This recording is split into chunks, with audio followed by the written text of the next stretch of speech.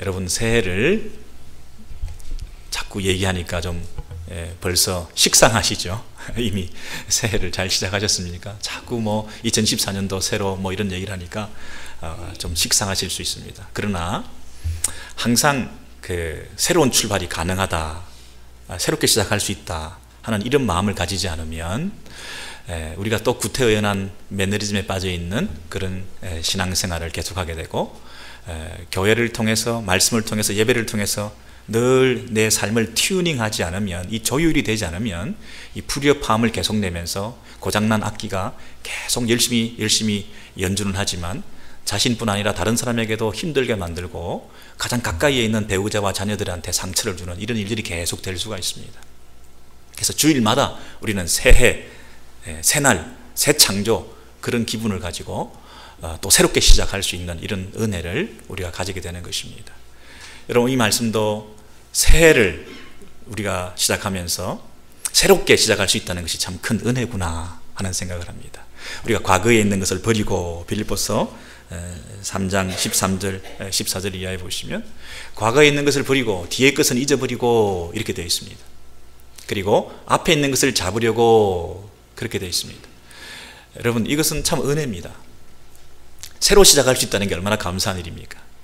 우리 하나님께서 새로 시작할 수 있도록 과거의 일을 잊어버려 주시지 아니하시면, 우리가 용서를 구하고 하나님의 은혜 가운데 새 출발할 수 있도록 주께서 기회를 주지 아니하신다고 한다면 우리는 시작할 수가 없습니다.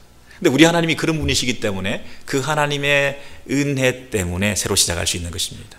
그래서 과거를 잊어버리고 뒤에 있는 것을 잊어버리고 앞에 있는 것을 잡으려고, 그리고 표대를 향하여 예수 그리스도 안에서 하나님이 위에서 부르신 부름의 상을 위하여 쫓아가노라. 여러분, 얼마나 아름다운 이 성경 구절인지 모릅니다. 이런 표대를 향하여, 이 말은 이 달리기 선수가, 단거리 경주 달리기 선수가 막 뛰면서 몸을 축 앞으로 조금이라도 더 내밀어 가지고 더 빨리 더 앞으로 이렇게 이겨 나가기 위해서 몸을 이렇게 앞으로 향하는 이 모습, 이게 표대를 향하여 자신을 더 많이 이렇게 달려가려고 하는 그런 태도를 말합니다. 이러면 막 선수가 달려가는데 뒤를 돌아보면서 여유 있게 갈 수가 없습니다. 뒤를 돌아볼 여유가 없습니다. 앞만 보고 달려가는 것입니다. 이것이 신앙생활을 하는 우리 성도들의 자세다. 여러분, 시상식에서도 그 사람이 우승을 했을 때 사람의 이름을 부릅니다. 어디 출신, 어느 나라 소속을 밝히고 그 사람 이름을 부르면서 이렇게 부르게 됩니다. 이 그림도 하나님이 위에서 부르신 부름의 상을 위하여, 이 영어 표현을 보십시오. 하나님께서 위로부터 나를 불러가지고 상을 주시기 위해서, 그 상을 내가 받기 위해서 누군가 부르시니까 내가 호명되었을 때 그 앞에 나아갈 수 있게 되고 그 상을 받게 되는 거거든요. 그러니까 그거를 생각하는 것입니다. 그것만 생각하면서 우리 2014년 우리 인생이 마무리되는 인생의 황혼역에 우리 하나님 앞에 섰을 때에 위에서부터 호명이 있습니다. 이름을 부르시는 것입니다. 여러분, 우리는 그동안 옆에 있는 것, 땅에 있는 것, 세상에 있는 것, 주변의 사람들한테 인기와 평판을, 좋은 레퓨테이션을 얻기 위해서 얼마나 관심도 많고 우리가 비굴하게, 초라하게, 영적으로 우리가 힘있게 살아가지 못하고 이렇게 눈치를 보면서 이렇게 살 때도 많았습니까? 그런데 2014년도에는 오직 하나님 그분만을 바라보고 그분 앞에서 힘있게 달려가고 그분이 주시는 상만 생각하면서 이렇게 힘차게 달려가는, 여러분, 이것이 얼마나 새로운 출발을 하는 우리 성도들에게 기본적으로 깔려 있어야 되는 전제인지 모릅니다. 그런데 사도 바울은 특히 과거를 잊어버리고 그랬습니다. 사도 바울은 잘한 것도 있습니다. 열심히 한 것도 있습니다. 성취도 있습니다. 그런데 그 성취도 자기 도취가 될 수가 있습니다. 자만으로 될 수 있습니다. 그리고 자기 의가 될 수 있고 자기 자랑이 될 수 있고, 그래서 더욱더 매진하지 못하게 만드는, 이 정도 하면 됐다, 나도 수고했다, 이런 생각들이 과거에 내가 이루어 놓은 것으로 인해서 그걸 잊어버리지 않을 때 자꾸 그것이 마음속에 남아있게 될 때에 내 열심을 방해할 때도 있습니다. 사도 바울이 열심히 했던 사람입니다. 또 한 가지는 뭐냐면 사도 바울이 자책하고 또 죄책감에 있는 것도 있습니다. 왜냐하면 교회를 비판했기 때문에, 나 같은 게 무슨 사도가 될 수 있으랴. 주변 사람들도 공격해댑니다. 네가 무슨 사도냐. 교회를 핍박하던 사람이 교회를 위해서 살아간다고 하는 것이, 살인자가 이제 순교자가 돼서 산다고 하는 것이 얼마나 조롱거리가 될 수 있겠습니까? 그래서 쭈삣쭈삣하고 내가 뭘 하겠냐, 난 그냥 뒤에서 뭐 대충. 여러분, 이런 마음이 들 때가 있습니다. 그러나 실패도 잊어버리셔야 됩니다. 새로 출발할 수가 있습니다. 성취도 잊어버리셔야 됩니다. 자만하지 않고 더 매진할 수가 있습니다. 여러분, 그래서 우리가 뒤에 있는 것은 다 내려놓으셔야 됩니다. 뒤에 있는 거 다 내려놓으시고, 지금까지 우리의 연륜 경험, 우리가 했던 거, 나는 수고했다, 이만하면 됐다, 나는 이제 이럴 나이가 아니다, 나는 그만큼 했던 모든 것들을 비춰볼 때 내가 더 달려가지 않아도 될 그런 충분한 이유가 있다. 하나님도 다 아실 거야. 내가 이런 마음을 가지고 있는 것은 새해를 맞는 저와 여러분의 바른 태도가 아닙니다. 여러분이 어떤 상황에 있든지 간에 새해를 주셨다는 것은 이 새해를 통해서 여러분의 생명을 연장시켜 주시고, 그 생명과 함께 구원과 함께 사명을 주신 것인데, 그 사명을 따라서 달려가는 삶, 조금이라도 더 앞으로 나아가기 위해서 표대를 향하여 더 몸을 내밀면서 더 힘차게 달려가기 위해서 뒤에 것은 바라보지 말고, 내가 쌓아 올렸던 공적과 경험과 내 연륜과 다 내려놓으시고 오직 그분만을 향해서, 그분이 나를 부르시는 그 부르심의 상을 바라보면서 남은 날들이 이것이 마지막이라고 생각하고 최선을 다해서 달려가는 이런 태도가 있어야, 이것이 성도의 자세입니다.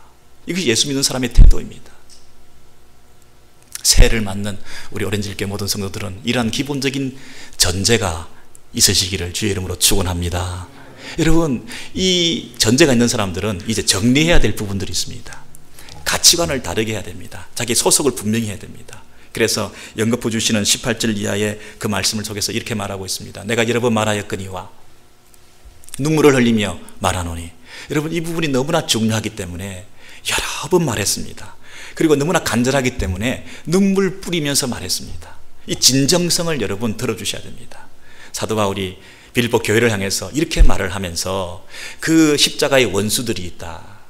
같은 교회 안에 있을 수도 있는 존재들인데, 이들이 가지고 있는 행동과 가치관과 삶의 태도와 그 인생의 경영 방식은 굉장히 왜곡되고 변질되고 우리들의 원수인 것처럼, 그래서 그들을 따라가면 안 된다, 그들과 짝하면 안 된다, 그들과 함께하면 안 된다, 그들에게 오염되면 안 된다, 우리가 살아가는 태도는 달라야 된다, 그들의 결국은 지금은 흥황한지 모르지만 결국 그들의 마침은, 그들의 종말은 망할 수밖에 없는 것이다. 마지막에 그들은 망할 수밖에 없다. 지금은 흥황했지만 그들을 따라가면 안 된다. 그들이 잘 되는 것 같지만 그들을 본받으면 안 된다. 그들과 섞으면 안 된다. 말을 섞으면 안 된다. 그들의 이 삶의 패런을 따라가면 안 된다. 그들의 신은 배다. 그들의 배가 바로 그들의 신이다. 자기의 육적 배의 포만감을 위해서 추구하는 이 땅의 삶을 살아가는 인생들이다. 그게 하나님으로 신으로 모시지 않고 자기 배를 신으로 모시고 살아가니 그게 하나님의 원수 아니겠냐. 그 속에는 바로 그런 아주 은밀한 감추어져 있는 그런 죄악된 성향들이 있기 때문에 그게 속으면 안 된다. 그 영광은 그들의 부끄러움에 있고, 그들이 영광을 얻고 그들이 잘 되는 것 같지만 사실은 그것이 욕된 것이다. 이 세상에서 가장 잘 되는 것이 오히려 가장 그들에게 욕된 것이 될 수가 있다. 부러워하지 마라. 땅의 일을 생각하는 사람이 되어서는 안 된다. 그들은 땅의 일을 생각하는데 땅에서 제일 잘 되고 땅에서 제일 영광을 얻는 것이 오히려 그들에게 최고 큰 욕이 될 수가 있으니 너는 뭐 해라? 하늘을 바라보라. 우리의 시민권은 하늘에 있는지라. 예수 그리스도를 기다립니다. 근데 그 예수 그리스도께서 오셔서 그 부활의 몸, 영광의 몸, 우리의 낮은 저차원적인 저급한 이 몸의 상태가 아니라 신령한 몸을 덧입게 되는 그 영광의 몸같이 우리도 예수 그리스도와 같이 본받고 담고 변화되어지게 될 터인데, 우리가 이 땅에서 육적 차원에서 이 몸의 만족, 이 육신의 쾌락, 이 배의 포만감을 위해서 살아가는 것은 참 천국 시민권을 가진 사람으로서의 자세가 아니다. 교회 안에서 그것 자꾸만 놓치고 그것 자꾸 부러워하고 그것을 자꾸 줄을 잘못 쓰고 그러면 큰일 난다. 빌보 교인들아, 이건 내가 눈물로 호소한다. 새해를 시작한다. 새로 출발한다. 그래야 할 때 우리가 가져야 될 이 근거는 뭐냐면 천국 시민이라고 하는 그 사실에 대한 감격을 가지고 이 땅의 것을 추구하면 안 되는데, 이 땅의 것을 추구하는 가장 대표적인 게 뭐냐면 너의 가장 기본적인 욕구인 배를 채우는 거라는 거예요. 여러분, 이 성경에 계속 나오는 이 표현을 로마서 16장에서 한 번만 더 확인해 보겠습니다. 로마서 16장 17절에서 18절에 보시면 내가 권하노니, 시작, 내가 권하노니 너희가 배운 교훈을 거슬러 분쟁을 일으키거나 그치게 하는 자들을 살피고 그들에게서 떠나라. 이 같은 자들은 우리 주 그리스도를 섬기지 아니하고 다만 자기들의 배만 섬기나니 교활한 말과 아첨하는 말로 미혹하느니라. 여러분, 그리스도를 섬기지 아니하고 반대말이 뭡니까? 그리스도를 섬기지 아니하고 반대말이 자기들의 배만 섬긴다 하는 것입니다. 여러분, 자기들의 배만 섬긴다고 하는 자기의 욕망에 충실하다, 배의 요구를 따라 순종한다, 배가 명령하는 대로 행동한다, 내가 원하는 대로 그냥 살아가는다, 내가 원하는 대로 먹는다, 내가 원하는 대로 걸어다니고 내가 원하는 곳에 간다. 여러분, 가장 자연스러운 행동 같고 일상의 삶을 잘 영위하는 것 같으나 자기가 배가 요구하고 자기 속에서 요구하는 대로 살아가는 그 삶이 가장 악한 죄악된 모습일 수 있다고 하는 것을 여기서 말해주는 거죠. 그리스도를 섬기지 아니하는 것이 그 배만 위하는 삶을 사는 것이라는 거예요. 여러분, 여기서 한번 우리가 심각하게 생각해야 될 것이 있습니다. 여러분이 지금 나는 그리스도를 섬긴다 이렇게 말을 하는데, 내가 그리스도를 예배한다 하는 자리에 지금 나와 있는데 사실은 여러분 속에 정말 그런가? 정말 그런가? 어떤 사람들은 하나님을 예배하면서도 예수 그리스도를 찾으면서도 하나님께 기도하면서도 제 배를 채워주세요, 제 배의 만족을 위해서 살게 해주세요, 우리 자녀들의 배도 채워주시고 우리 남은 인생의 배도 채워주시고 우리가 소원하고 원하는 거 다 이루어주세요. 이게 과연 잘못하면 그리스도를 진정으로 섬긴다고 말할 수 있을 것인가? 여러분, 배고픔의 문제, 육적 포만감의 문제, 이런 것들이 이 영적인 문제와 이렇게 관련이 있다고 하는 것을 우리가 여기서 하나의 인사이트를 가지셔야 됩니다. 분쟁을 일으키거나 그치게 하는, 문제를 일으키는 이런 장애가 되는 이런 삶을 살아가는 사람들의 그 기본적인 바탕 속에는 자기 중심성이라고 하는, 자기 만족과 자기 고집과 자기 생각을 위해서 살아가는 그 죄악된 성향이 있기 때문에 그것이 교회 안에 그런 장애와 문제들을 혹시나 일으킬 수가 있는데, 그 바탕을 파고 들어가 보면 결국 자기 배를 섬기는 자라는 거예요. 자기 중심성을 가지고 있는 사람이라는 거예요. 자기가 원하는 대로 한다는 사람이에요. 자기 고집을 내려놓지 않는다는 것이에요. 그래서 이 자기 중심, 자기 배, 자기 욕구를 채우고 살아가는 삶이 얼마나 위험한 것인가 하는 것을 말해요. 근데 오늘 제가 특별히 살펴보기를 원하는 것은 뭐냐면, 이 자기 욕구 중에서, 자기 욕망 중에서 가장 기본적인 욕구, 식욕이라는 부분, 이 탐욕이라는 거, 탐심이라는 거, 식탐이라고 하는 이런 거, 이런 것들이 만약에 정리가 좀 되면, 이 욕구, 욕망, 이 실체를 좀 우리가 알게 되고 이것을 컨트롤할 수 있게 된다고 한다면 자기 배만 섬기지 않는 인생, 그리스도만 섬길 수 있는 삶으로 발전할 가능성이 있다는 거예요. 우리가 겉으로 볼 때는 다 그리스도를 섬긴다고 하지만 사실은 자기 배를 섬기는 사람이 되기 쉬운데, 그 자기 배를 섬긴다는 인간의 기본적인 욕망 중에서 가장 중요한 식욕에 대한, 음식에 대한 기본적인 태도를 좀 자세히 다루어서 이 욕망의 실체에 대해서 우리가 공부를 하면 그리스도만을 섬긴다고 하는 그 말의 의미를 구체적으로 조금 찾아갈 수 있으리라 하는 생각이에요. 그래서 여러분, 기본적인 우리의 삶의 욕구 중에 식욕에 대해서, 음식에 대해서 우리가 어떤 태도를 취하고 살아야 될지에 대해서 한번 보시면 좋겠는데요. 우리 민수기 11장에서 한번 우리가 찾아보겠습니다.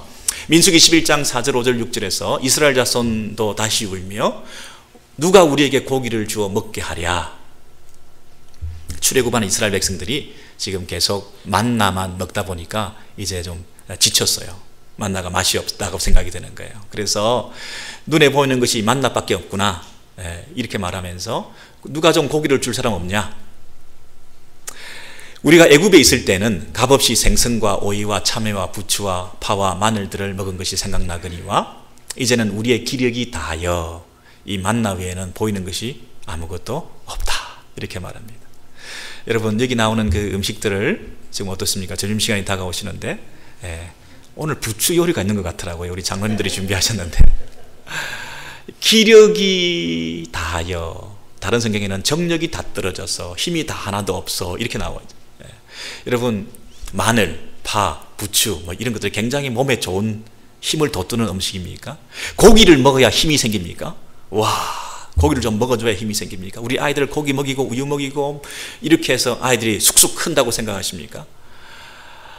여러분, 쑥쑥 키워놨더니 속성 재배가 더 문제를 일으키는 경우가 많다는 그런 보고들이 많습니다. 빨리 키웠는데 이상하게 빨리 죽는 경우도 많다는 것입니다.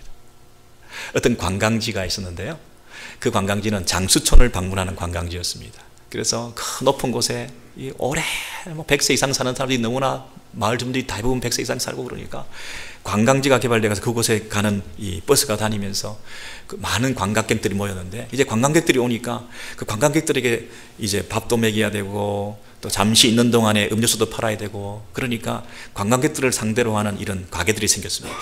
그래서 거기서 이제 무슨 인스턴트 음식도 먹고 드링크도 마시고 뭐 갑자기 뭐 데펴서 먹고 이러면서, 거기 이제 마을 주민도 그 맛을 들인 거죠. 하나하나 맛을 들여서 거기서 이제 왔다 갔다 하다 보니까 장수촌이 어느 날 장수촌이 더 이상 아닌 거예요. 수명들이 점점 빨리 죽게 되는 거예요. 고기 맛을 본다는 게 참 이게 한번 맛을 들인다는 게 이게 쉬운 유혹이 아니거든요. 우리 스님들도 보면 뭐 채식을 위주로 수도를 하시는 분들인데, 가끔 스님 중에 이 고기 맛을 보면 절에 빈대도 뭐 남아나지 않는다 뭐 이런 얘기가 있을 정도로 이 수도사들 가운데서도, 여러분 교회 안에도 마찬가지입니다. 목회자들, 우리 장로님들, 우리 성도님들이 막 맛있는 거 먹으러 다니고 어울려 다니면서 뭐 어디 좋은 데 있더라더라 뭐 이렇게 맛있는 거 많이 먹는 데 다니고 뭐 이런 분위기, 이게 과연 하나님께서 기뻐하실 분위기인가? 왜냐면요, 이스라엘 백성들이 출애굽했습니다. 출애굽해 가지고 우리 주님이 지금 만나를 내리고 계십니다.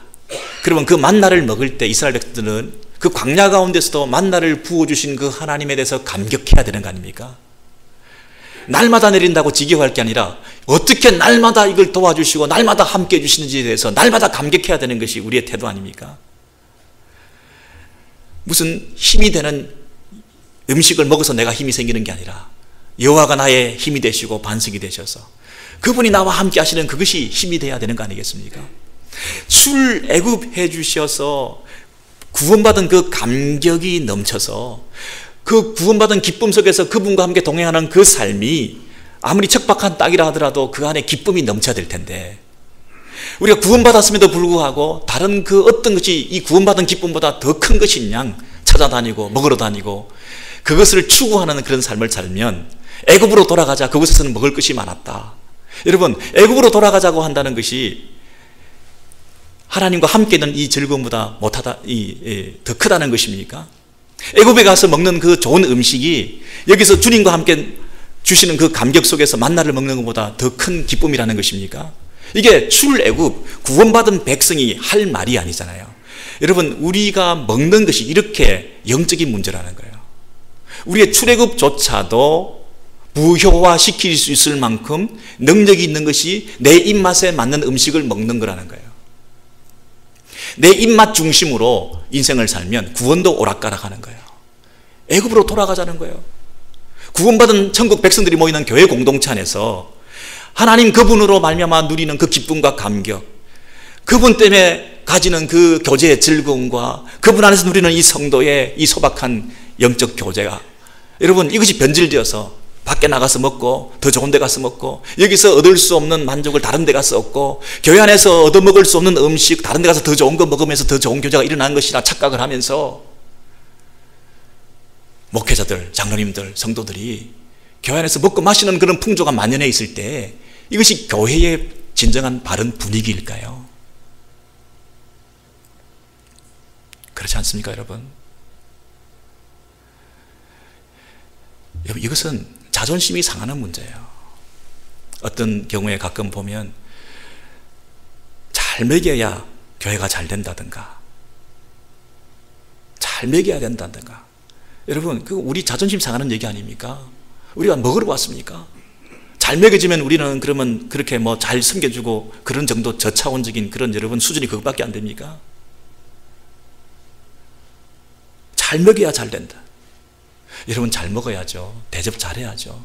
잘 숨기고 대접하고 음식을 통해서 공개해야죠. 그건 옳은 얘기예요. 그러나 여러분 먹는 게 무슨 걸신이 걸렸습니까?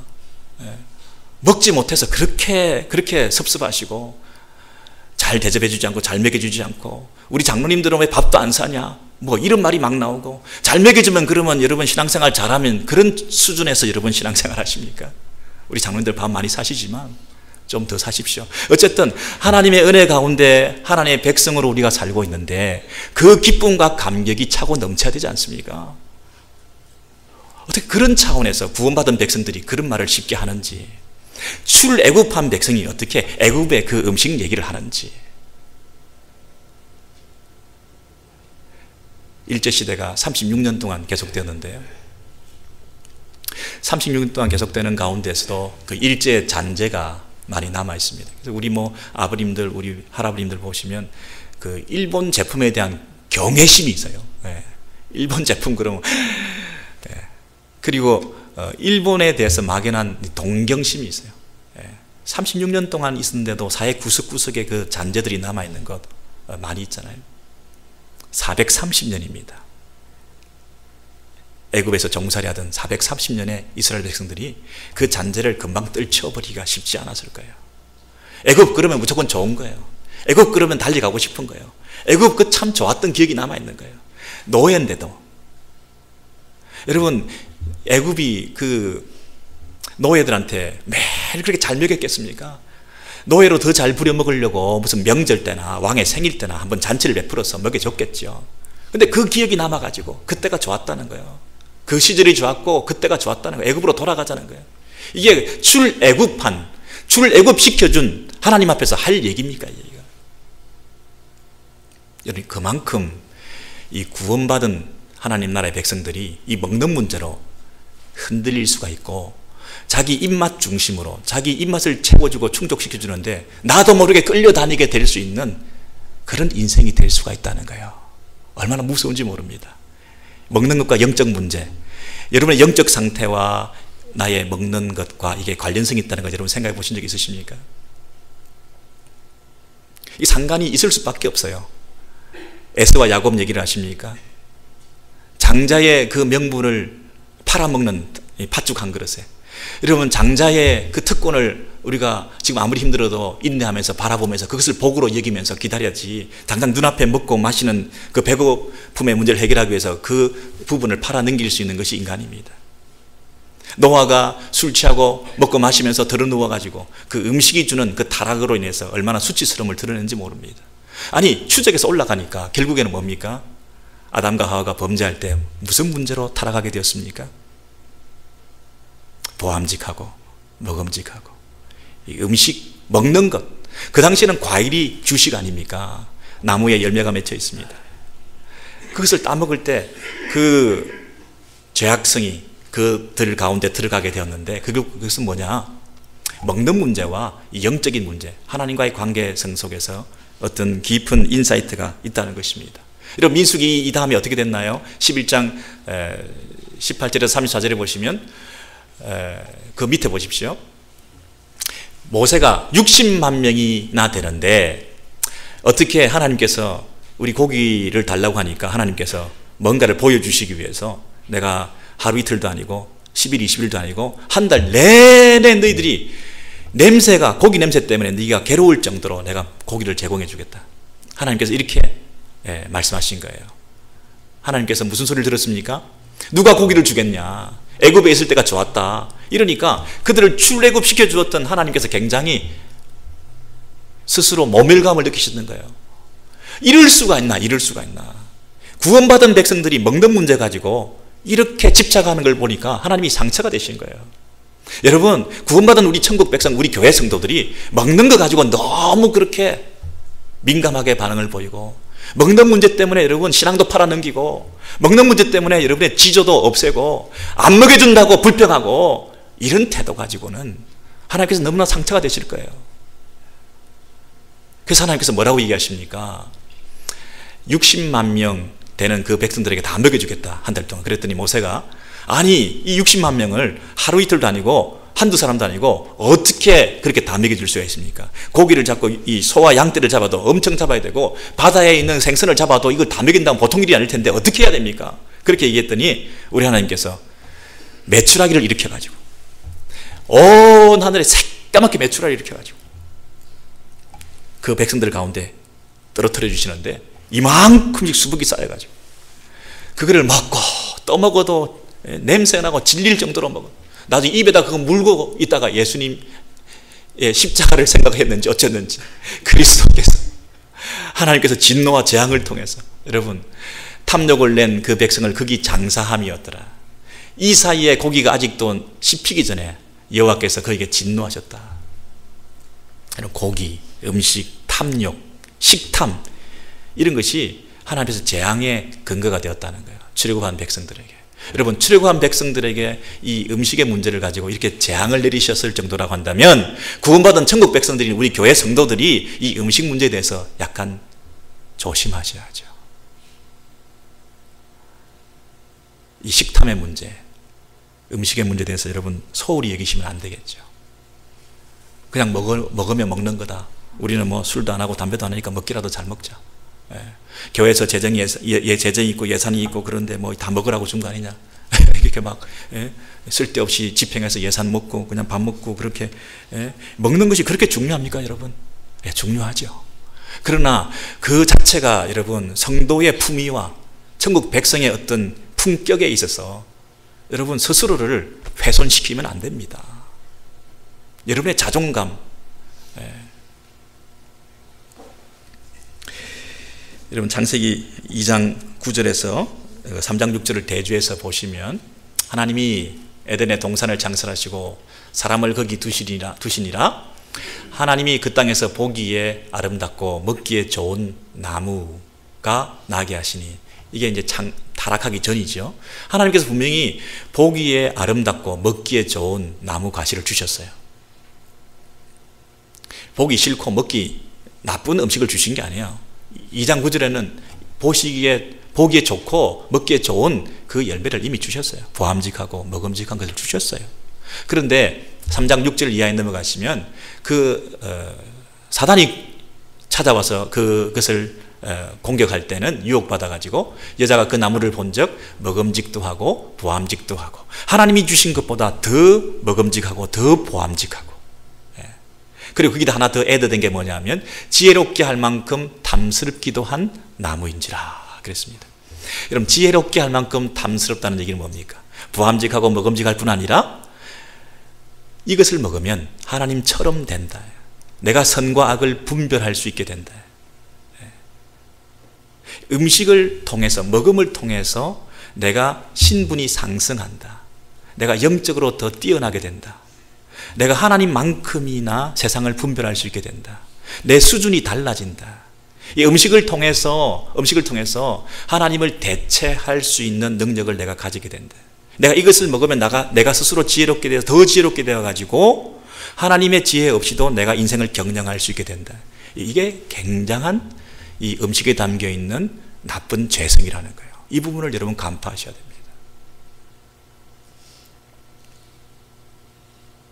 여러분이 누구랑 밥을 먹느냐, 그것이 신분, 자격, 여러분의 수준, 여러분이 어떤 술을 먹고 어떤 와인을 마시고 어느 정도 비싼 음식을 먹고 어느 정도 격조 있는 분위기 있는 식당에서 밥을 먹고 누구랑 먹고 하는 이런 것들이 하나님 안에서 누리는 기쁨보다, 만족감보다, 자존감보다 그 어떤 자기의 존재감을 더 드러낼 수 있다고 착각하게 되면 여러분이 그 음식을 통해서 이미 이 함정에 빠지는 거예요. 저와 여러분이 자기도 모르게 이런 함정에 많이 빠질 때가 있는 것 같습니다. 이 죄의 출발부터가, 아담과 하와에서부터 출발부터가 이 음식을 통해서 그것을 먹었을 때에 하나님과 같은 수준에서 하나님보다 더 하곤 이 제약된 모습이 우리 속에 감춰져 있다고 할 때 이 영향이 지금도 저와 여러분 가운데 나타나서 이 음식을 먹는 것을 통해서 자기를 더 강화시키고 누구랑 먹느냐, 어떤 음식을 먹느냐에 따라서 내가 더 존재감이 있어 보인다고 하는 이런 착각 속에 빠지게 될 때 이 죄악성의 그 유전이 여러분 가운데 여전히 흐르고 있는 거예요. 끊어내야 될 부분입니다. 그렇게 여러분 그 먹는 것에 집착하고 먹는 것을 통해서 자기를 드러내려고 하고 자기 만족을 찾으려고 하는 그 이유가 어디에 있습니까?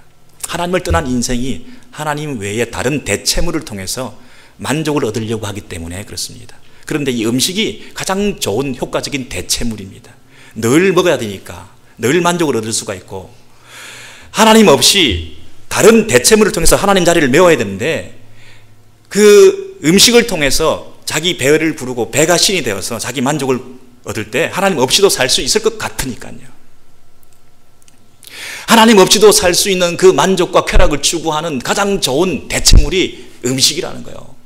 그 영적 실상을 바로 알고 우리가 식사를 대하고 메뉴를 보고 음식값을 지불하고 식당을 고르고 누구를 만나고 해야 되는 것이지, 그것을 잊어버린 채 내 배가 원하는 대로 좋은 데 먹으러 가자, 좋은 음식 먹자, 그런 수준에서 우리가 산다면 자기도 모르게 자기 배의 만족을 위해서 더 큰 만족을 추구하면서 끝없는 그 탐욕, 탐심, 식탐을 쫓아다니는 그런 인생들이 되고 말 것이라는 거예요. 여러분, 제가 성경에 없는 얘기를 하고 있습니까? 성경적인 원리에 근거하지 않는 얘기를 하고 있습니까? 너무 지나친 얘기를 하고 있습니까? 아닙니다. 그 부분까지 생각하셔야 됩니다. 아무 생각 없이 우리가 흘러가고 있는 그런 인생이 되지 말고 영적으로 분명히 우리가 자각해서 아주 깊은 곳에 있는 내 안에 있는 더러운 죄악성을 우리가 찾아내어서 집어내셔야 됩니다. 우리 잠언에 있는 말씀 23장에 보면 이런 말씀이 있습니다. 술을 즐겨하는 자와 고기를 탐하는 자로 더불어 사귀지 말고, 술 취하고 탐식하는 것에 대해서, 술을 즐겨 먹는 것과 고기를 탐하는 것과 이런 탐식하는 것에 대해서 부정적으로 얘기하고 있습니다. 그리고 28장 7절에도 이렇게 말하고 있습니다. 율법을 지키는 자는 지혜로운 아들이요 음식을 탐하는 자와 사귀는 자는 아비를 욕되게 하는 자니라. 여러분, 이 잠언은 서로 이 병행 관계인데요, 첫 번째 행과 두 번째 행이 똑같은 겁니다. 그걸 반복하고 있는 건데, 첫 번째 행은 뭐냐면 율법을 지키는 자는 지혜로운 아들이다. 그 말과 똑같은 게 뭐냐면 음식을 탐하는 자와 사귀지 않는 자가 지혜로운 아들이다, 이 말이에요. 그러니까 율법을 지키는 것과 음식을 탐하는 자와 사귀지 않는 것이 같은 거라는 거예요. 그 정도로 이 음식 문제가 중요하다는 거예요. 율법을 지켜서, 자, 율법을 읽습니다. 말씀을 주야로 묵상합니다. 이게 복입니다. 그리고 말씀을 읽고 듣고 묵상하고 마음에 새겨서 그 말씀대로 살아가는 이 성도의 기쁨, 이 하나님 나라의 백성의 그 삶의 자연스러운 일상의 삶 속에서 찾아오는 그 희열과 기쁨, 이것을 누리며 살아가는 것이 하나님께서 가장 기뻐하시는 삶인데, 어떤 사람은 그것보다는 뭘 먹을까, 친구들이 야 어디로 갈까, 즐겨 술을 먹고 음식을 탐하는 사람들이 오늘 어디 가서 먹을까, 어느 맛집이 좋냐, 야 거기 있다더라, 거기서 술을 먹고 거기서 음식 먹고 함께 교제하고 하는 그 즐거움이 더 큰 자, 그것이 서로 비교되어 있는 거예요. 여러분은 기쁨이 지금 어디에 있습니까? 예배 시간에 잘 견뎌가지고 예배 견디기, 설교 참아내기, 이런 걸 통해서 예배 끝나고 나면 이제 마음껏 식사하기, 이 기쁨을 위해서 여러분 찾아오신 거 아니잖아요.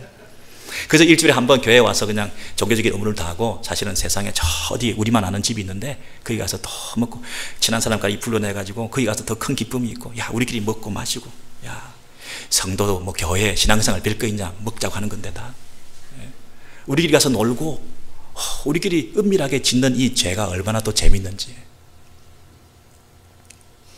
이게 출애굽한 이스라엘 백성들이 우리에게 주었던 그 전철을 우리가 지금도 그 잘못을 밟아가면서 계속하고 있지 않습니까? 여러분, 이스라엘 백성들만 그리워하면서 그렇게 잘못했다고 생각하십니까? 구원받은 천국 백성들이 교회 안 앉아서 딴 생각하고 있을 때 그게 바로 그거 아닙니까? 우리의 희열과 기쁨이 뭐가 되어야 됩니까? 율법을 지키는 자, 말씀을 주야로 묵상하는 자, 하나님을 참으로 예배하는 자, 그 안에서 누리는 그 기쁨이 넘칠 때에 소박하게 일상의 삶 가운데서 작은 것에 감사하고 일용할 양식을 주시고 그 주신 것을 나누고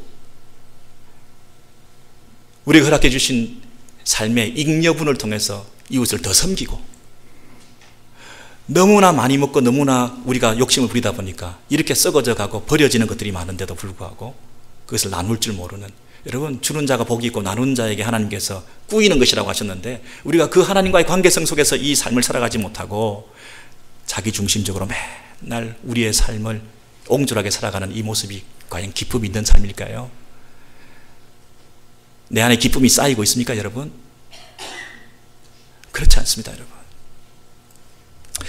제가 몇 가지만 더 살펴보기로 원하는 것은 그 옛날 수도사들이 이 이슈를 가지고 이제 규율을 정했어요.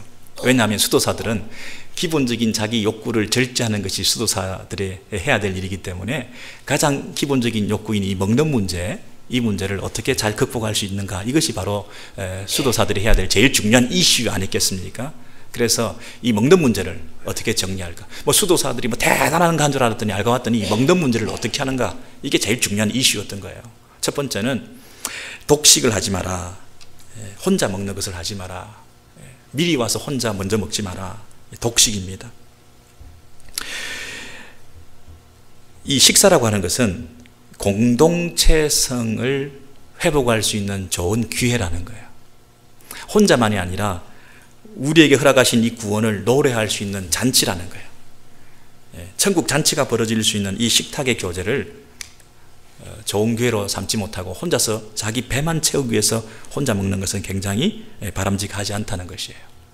함께 먹으면서 인생을 논하고 우정을 나누면서 또 자연을 노래하고 또 자기의 삶 가운데 있는 것들을 깊이 나누면서 서로의 그 희노애락을 나누면서 성숙한 삶을 살고 윤택하게 하는 그 깊이 있는 교제를 회복해가는, 그것이 식사하는 자리에서 일어나는 가장 중요한 요리라는 거예요. 그 가장 중요한 요리를 놓치고 혼자서 가장 중요한 요리 말고 자기 배만 채우는 요리를 먹고 있을 때 얼마나 많은 것을 놓치고 있느냐 하는 거예요. 독식을 금한다. 혼자 먹지 마라. 그렇게 말을 하죠. 두 번째는 속식을 하지 마라 그랬습니다. 속식을 하지 마라. 음식을 음미하지 않고 순식간에 먹어치우는 것을 말합니다.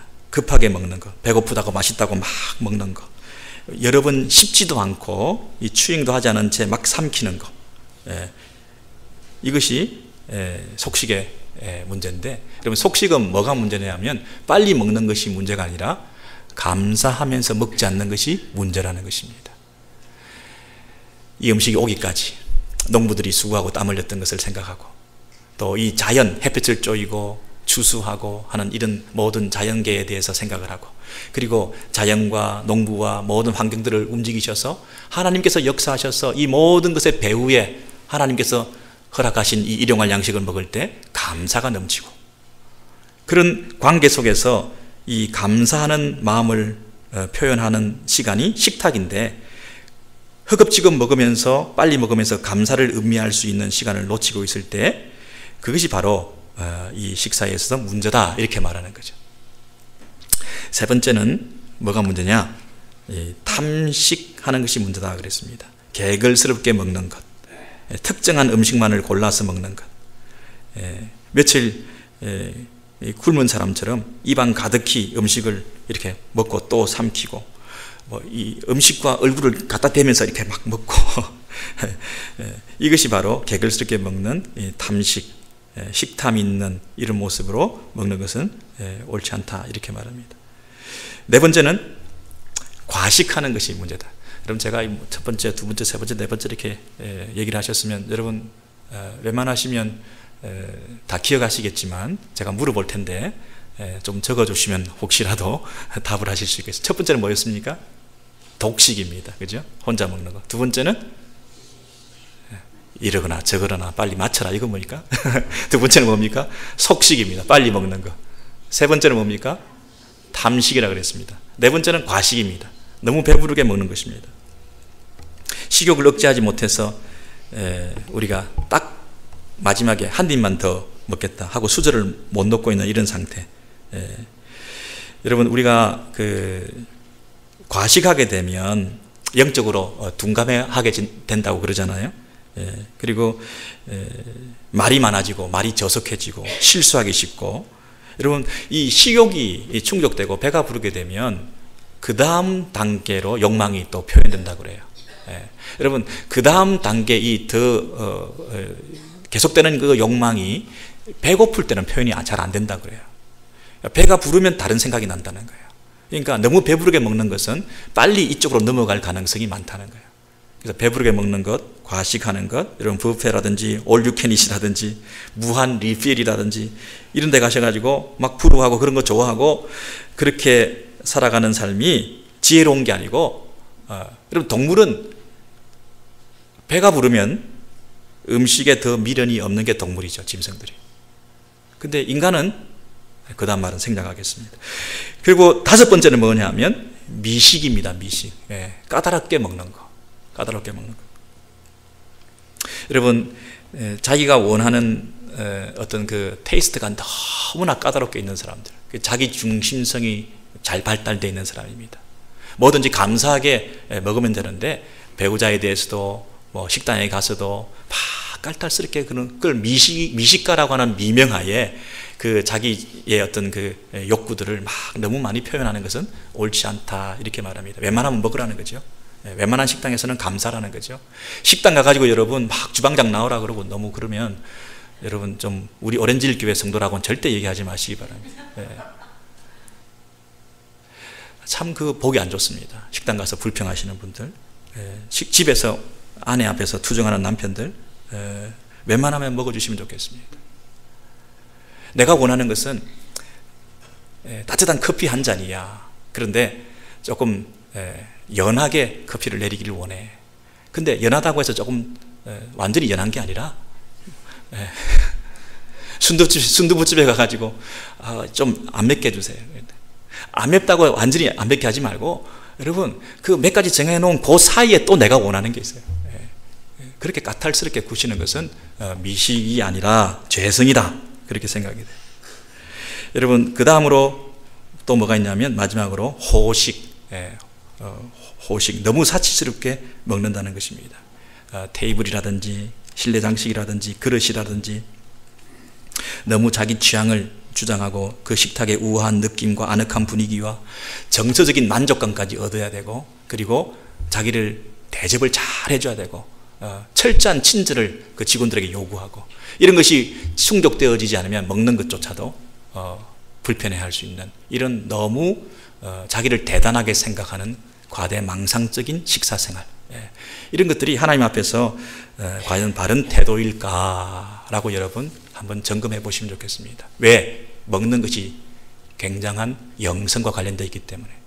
아니 그냥 뭐 아무렇게나 먹겠다 그러지 마시고, 그냥 배부른 대로 먹고 뭐 그냥 먹고 싶으면 먹고 아무거나 먹고 그냥 뭐 이렇게 살겠다 하지 마시고, 금방 제가 말씀드린 그런 여러 가지 수도사들이 규율로 정해놔 가지고 철저하게 지켰던 그런 것들이 영성 관리에 도움이 됐다고 할 때에, 저와 여러분들이 이 땅에서 신앙생활하고 믿음 생활 해나가면서 2014년도를 어떻게 살 것인가, 그 중에 가장 기본적인 욕구인 이 식욕의 문제, 식탐의 문제를 어떻게 해결할 것인가, 이것이 여러분의 천국 백성으로서의 품위와 여러분의 신분과 정체성을 드러내는데 굉장히 중요한 이슈가 된다고 할 때, 이 부분을 여러분 깊이 생각하셔서 여러분께서 많은 인사이트를 가지시고 여러분의 삶 가운데 큰 영적인 도움이 되었으면 하는 그런 바람이 있습니다.